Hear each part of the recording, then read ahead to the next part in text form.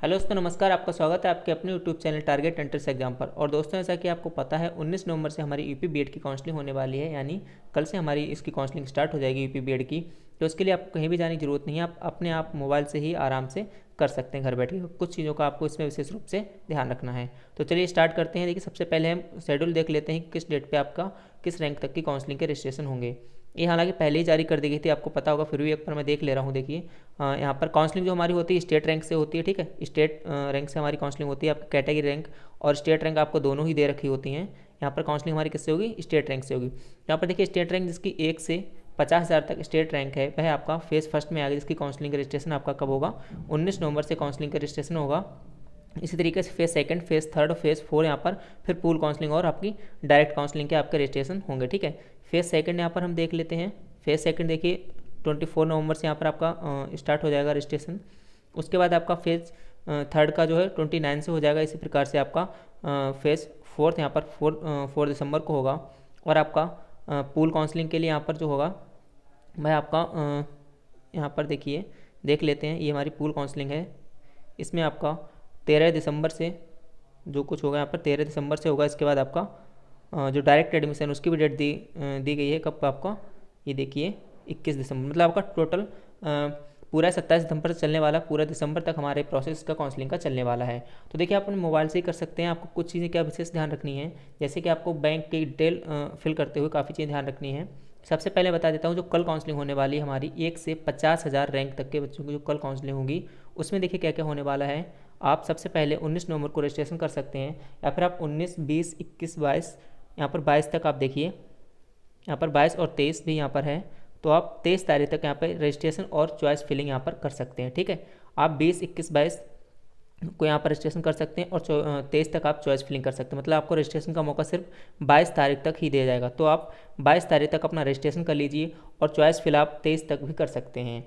इसी प्रकार आपको फिर जब भी हो जाएगा सारा प्रोसेस, तब हमारा 24 तारीख को, मतलब 23 के बाद अगले ही दिन 24 को आपका अलॉटमेंट हो जाएगा। उसमें आपको पता लग जाएगा कि आपका मतलब कहाँ पर आपको कौन सा कॉलेज मिला है, या फिर आपका कोई कॉलेज नहीं मिला है। नहीं मिलता है तो आपका जो फीस यहाँ पर सबमिट की जाएगी, यहाँ पर जो कि आपको वापस हो जाएगी। देखिए, मैं फीस बताना भूल गया था यहाँ पर आपका। ठीक है, यहाँ पर आपका फीस भी होगी जब आप रजिस्ट्रेशन करेंगे। उसके बाद चॉइस फिलिंग से पहले आपको क्या फीस पे करनी होगी, यहाँ पर 5,750 रुपये जो आपके जमा होते हैं। ठीक है, 5,750 रुपये जमा होते हैं।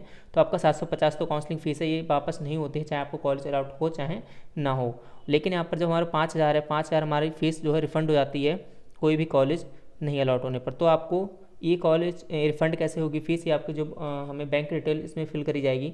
तो इसीलिए आपको भाई डिटेल मेन चीज़ ध्यान रखनी पड़ेगी, आप अच्छे से भरिए। ठीक है, उसका IFSC कोड, अकाउंट नंबर, उस पासबुक का आपका फ़ोटो भी वहाँ पर लगेगा। तो ज़रूरी नहीं है कि आप अपना ही लगाएं, किसी का भी लगा सकते हैं। ठीक है, अपने भाई मतलब भाई बहन या फादर, किसी का भी आप लगा दीजिए अकाउंट नंबर, लेकिन अकाउंट नंबर बिल्कुल ठीक से भरिएगा और IFSC कोड वगैरह जो चीज़ें होती है डिटेल आप अच्छे से भरिएगा। ठीक है, तो चलिए देखिए इस तरीके से हो जाएगा।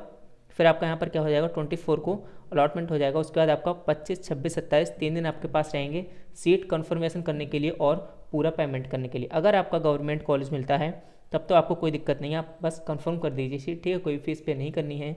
और अगर आपको प्राइवेट मिलता है तो आपको 51,250 रुपये पे करने हैं। ठीक है, 51,250 रुपये आपके पे करने। गवर्नमेंट मिलता है कॉलेज तो आपको कोई भी दिक्कत नहीं आएगी। अब देखिए, बच्चे गलती क्या कर देते हैं, गवर्नमेंट कॉलेज कुछ का क्या होता है कि रैंक अच्छी खासी है, 6-7 हज़ार है, फिर भी कई बार क्या होता है गवर्नमेंट कॉलेज में नहीं मिलता है। तो इस तरह की आपको गलती नहीं करनी है। ये कैसे होगा, हो कैसे जाता है, एक्चुअली क्या होता है कि वहाँ पर लोग एक ही गवर्नमेंट कॉलेज भरते हैं। ठीक, उन्हें पता है हमारी भाई 5,000 रैंक है ना, हमें तो मिलना ही मिलना है। तो वो क्या करते हैं, सिर्फ एक ही गवर्नमेंट कॉलेज भरा है। अब पता लगा उन्होंने एक ही गवर्नमेंट कॉलेज भरा, वहाँ पर कंपटीशन हो गई ज़्यादा। ठीक है, वहाँ के आपका उसी कॉलेज को ज़्यादा लोगों ने भर दिया, और जो कि आपसे अच्छी रैंक वाले हैं। ठीक है, आपसे पहले जिनकी 2-3 हज़ार रैंक है, उस टाइप के लोगों को अगर भर दिया है तो वह सीट आपकी फिल हो जाएगी। फिर आपको प्राइवेट कॉलेज ही मिलेगा अगर आपने भरा है, और अगर नहीं चॉइस किया तो फिर आपको वो भी नहीं मिलने वाला। तो सबसे पहली चीज़ कि आप सिर्फ एक ही कॉलेज के भरोसे ना रहें, कम से कम आप 3-4 गवर्नमेंट कॉलेज भरें, और कहीं ना कहीं एक प्राइवेट कॉलेज भी आप जरूर भरें। अगर आपकी रैंक लगभग 1 से 12,000 के बीच है, ठीक है, तो आपको कम से कम गवर्नमेंट कॉलेज के साथ साथ एक प्राइवेट कॉलेज भी ज़रूर उसमें चॉइस फिल करना है। ठीक है, तो ये आप ये चीज़ें थोड़ा ध्यान रखिएगा। कुछ लोग होते हैं सोचते हैं मिल ही जाएगा, तो वो सिर्फ क्या करते हैं एक ही अपना उन्होंने भर दिया कॉलेज और बैठ जाते हैं। तो ऐसा आपको नहीं करना, कई बार ऐसा हो जाता है, फिर आपको गवर्नमेंट सीट नहीं मिल पाती है। तो ये चीज़ें आपका ध्यान रखनी है। और हमारी जो पहली काउंसलिंग उसका 27 तक आपको पूरा हो जाएगा, बल्कि 24 तक की प्रोसेस पूरा हो जाएगा। फिर आपका क्या सीट अलॉटमेंट हो जाएगा, उसमें आपको फीस मिल जाएगी, मतलब फीस सॉरी मिल नहीं जाएगी, आपको पेमेंट वहाँ पर करना पड़ेगा पूरा फीस। उसके बाद यहाँ पे उस कॉलेज में जाकर अपना डॉक्यूमेंट वेरिफिकेशन करके एडमिशन ले सकते हैं। और यहीं पर फिर 24 से आपकी सेकंड स्टार्ट हो जाएगी काउंसलिंग, ठीक है। और देखिए जो कि मैंने अभी आपको बताया था, देखिए ये है फर्स्ट काउंसलिंग।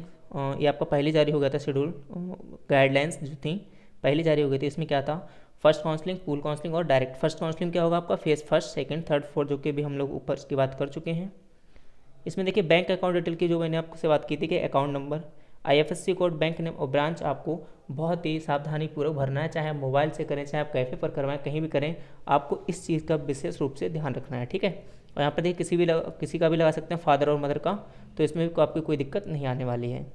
इस तरीके से प्रोसेस चलता रहेगा। और अगर आपको इसकी पीडीएफ चाहिए तो इसको टेलीग्राम ग्रुप पे हमारे सारे सेट्स की आपको पता है पीडीएफ मिल जाती है। टारगेट एंट्रेंस एग्जाम आप टेलीग्राम पे सर्च करके उसको ज्वाइन कर सकते हैं, वहाँ पर आपको इसकी पीडीएफ भी मिल जाएगी, वरना आप डायरेक्ट वेबसाइट से जाके डाउनलोड कर सकते हैं। देखिए यहाँ पर 7,750 रुपये फ़ीस है, जो कि आपकी नॉन रिफंडेबल है, ठीक है, जैसे कि आपको मैंने बताया था। और आपका 5,000 जो है आपका रिफ़ंड हो जाएगी कोई भी कॉलेज अलॉट ना होने पर, ठीक है। इस चीज़ को आप ध्यान रखें। तो ये कुछ इनकी गाइडलाइंस थी जो कि आपको बता चुके हैं पहले, ठीक है, काफ़ी पहले जारी हो चुकी हैं। तो चलिए आप अपनी काउंसलिंग कराइए अच्छे से। बाकी बस कुछ ही चीज़ों का ध्यान रखिए कि आप कॉलेज चॉइस फिल करते समय विशेष रूप से ध्यान रखना है कि गवर्नमेंट कॉलेज आप कम से कम 2-3 जरूर भरिएगा, ठीक है। ये चीज़ कुछ आपकी विशेष ध्यान रखनी है। बैंक अकाउंट सबसे ज़रूरी चीज़ है, वरना आपका पैसा नहीं आएगा वापस। तो इस चीज़ का आप ध्यान रखिए और अपनी काउंसलिंग अच्छे से आप कराइए। चलिए, जय हिंद, जय भारत।